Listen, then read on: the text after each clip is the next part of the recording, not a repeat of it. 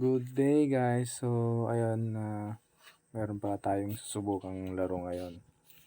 Tingnan natin kung talagang nag out sila dito.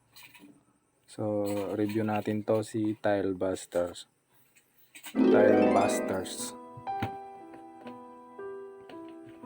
Ayan, meron na nga ako ditong 500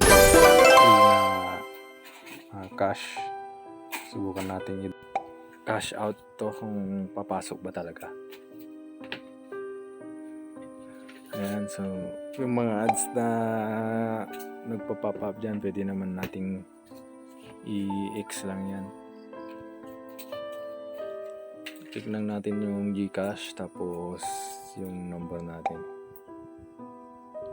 Lagay natin dito tapos saka natin i-redeem. Ayan. Pagkatapos nyan, antay lang daw tayo. Antay tayo ng pag-approve niya.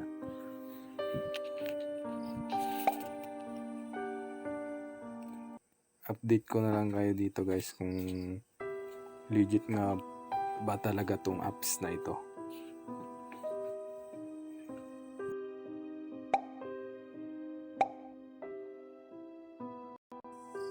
So ayan guys, dito update ko lang kayo na natanggap na daw nila yung withdraw request ko.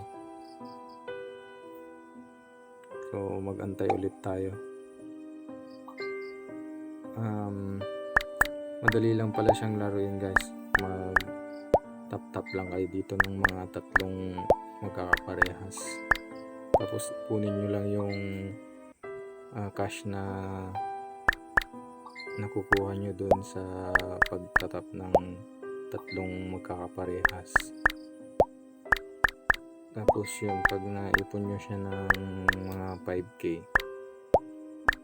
pwede nyo i-convert daw sa Gcash money. Yun lang, antayin lang natin kung talagang nakaka-withdraw nga talaga dito. So tinignan ko siya kanina sa withdraw request, 48 hours yung kailangan nating antayin. Kaya update ko ulit kayo dito pagka lipas ng 48 hours kung legit nga ba talaga tong application na to, kung talagang nagbabayad sila para hindi naman masayang yung oras nyo sa paglalaro dito. So yun lang guys, abang-abang lang kayo sa update natin.